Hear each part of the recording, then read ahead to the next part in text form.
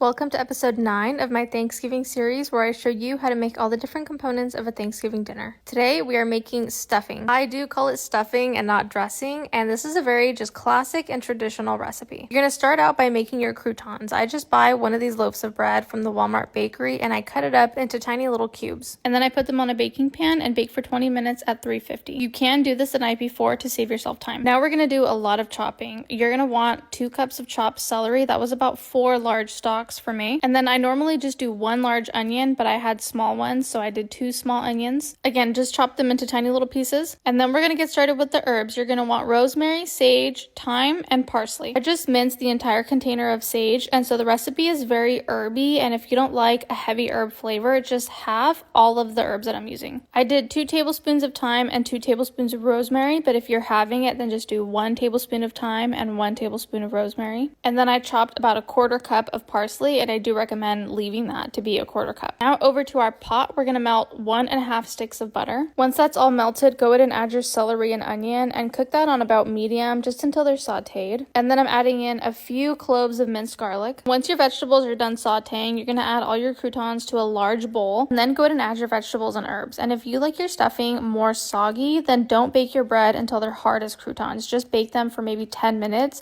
so that you just get a little bit of moisture out. Now you're going to add about a teaspoon of salt and a teaspoon of pepper, and then 2.25 cups of chicken broth. I'm using my homemade chicken broth. And then to a separate bowl, you're going to add 2 eggs and a 1/4 cup of your chicken broth, and then go ahead and mix that all up and add that to the big bowl with all the bread. Give that a good mix and then grease up your baking dish. And then you're going to take 1/2 stick of butter and cut that into about 8 little cubes and just place them nicely over the top. Having this butter melted straight onto the top just gives for a really nice presentation, I think. And then you're going to cover and bake for 40 minutes at 350, uncover and then bake for another 40 minutes also at 350. It should come out looking nice and golden on the top, and that is how you make very traditional Thanksgiving stuffing. Today we're going to make this delicious seafood boil with potatoes, sausage, corn, crab, and shrimp. I love me a seafood boil, and they're actually not hard to make at home. So to a large pot of boiling water, I'm adding 1 whole onion and then 2 whole lemons cut into slices. And then I'm also adding this crab boil in a bag. And this may sound silly, but my first time ever making a crab boil, I was scared to put this bag in the water because I thought the plastic was going to melt,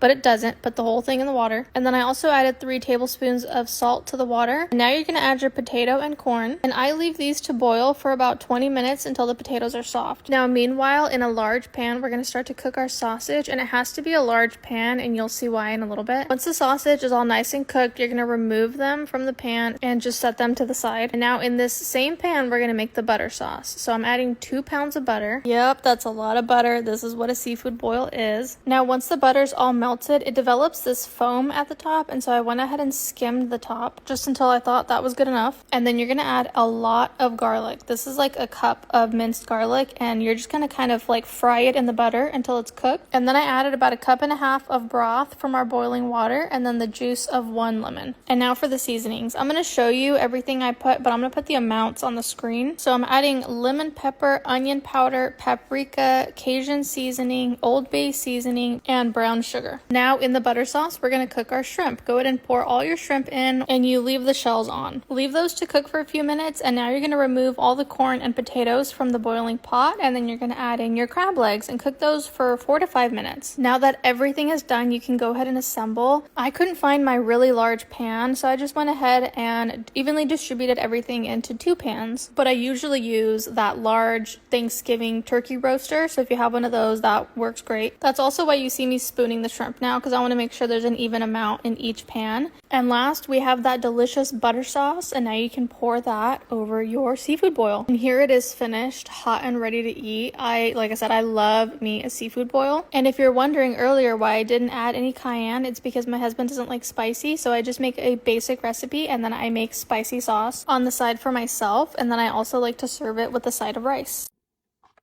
This is one of my favorite lunches. I feel like I never get tired of this. It's essentially a Caesar salad.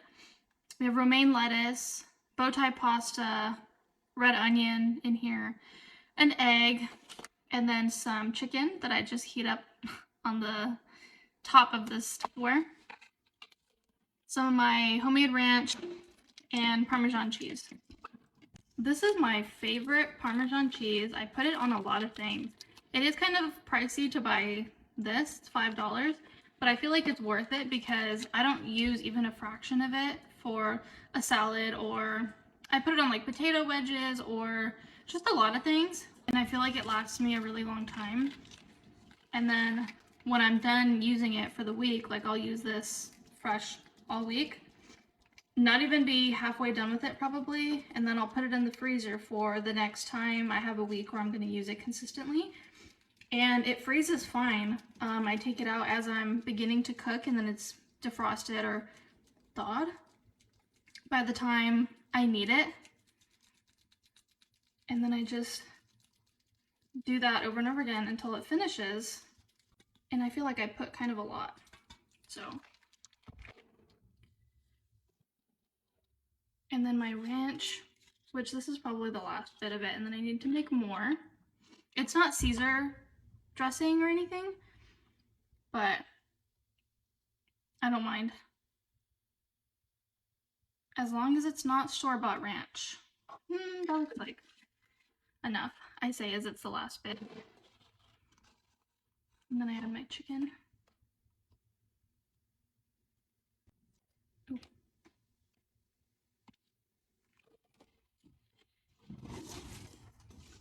So this is my lunch. Y'all, I made my own soap, and it was actually super easy. These are the ingredients that I used for the actual soap. I'm using vanilla essential oil to add a nice scent to my soap, and then I'm using some extract from when I made olive oil. There was a ton left over, and I didn't want to waste it, so that's what actually gave me the idea to make soap. And then I'm using this soap base. I learned you can either buy soap base or make your own with oils and chemicals like lye, but I wasn't ready for that yet, so I just bought the pre-made base. So I started by cutting the base into little squares so that way I can melt it in the microwave easier. So I just put them in this huge Pyrex measuring cup, and then I plopped this into the microwave for 30 seconds at a time. It took probably a few minutes, but you do it in 30-second intervals, take it out, stir it up, and then put it back in. Now that my base is all melted, I'm adding in my olive juice. Mix that around, and then I'm adding in the vanilla scented essential oil because olive juice smells kind of like nothing, and so I wanted to make it, smell good since it's a soap. Now, I don't have any of those silicone molds, so I just lined a loaf pan with parchment paper and poured it in this way, and it honestly worked fine. So you can DIY this part if you don't have any of those silicone molds. And then I got the brilliant idea to add some of the loofah that my friend Haley gifted me. I remember seeing a similar idea on Pinterest, so that's what inspired me to try this. So I'm just dipping them in about where I want each bar to be. So I did some of the pan with loofah, some of it without. And then I just left that to set for a few hours. It set pretty quickly, and then to remove it from the pan, I just went around the edges with the knife and then wiggled it out, and it worked. Now for my favorite part, which was cutting it up. This part was so beautiful and satisfying. It cut through like butter, and I just felt so excited and so proud that I actually made soap. So this is the finished product. It smells good, it feels good, and I tried it out with the loofah, and I actually really, really like it. So I am going to be making more soap in different scents now. I'm attempting to grow fall tomatoes. And my gardener, actually, on his YouTube, he says it's possible, and he does it. He does recommend doing determinate varieties, but I'm going to try both. I did try and do this last year, and it actually didn't work because I sowed my tomatoes too late in the summer. I started them in July, and so they started producing tomatoes by September, and then they didn't ripen yet. They were barely starting to turn red, and then the frost came and killed all my plants. So this year I started them in late May, see if that extra month and a half gives them enough time to ripen so that at least I get a little bit of harvest. So these are all the tomatoes I'm going to try and grow this fall. So this New Yorker is actually the only determinate tomato I'm trying to grow for the fall. I have two of those plants. I have two black cherries in indeterminate. I have two carbons, also indeterminate.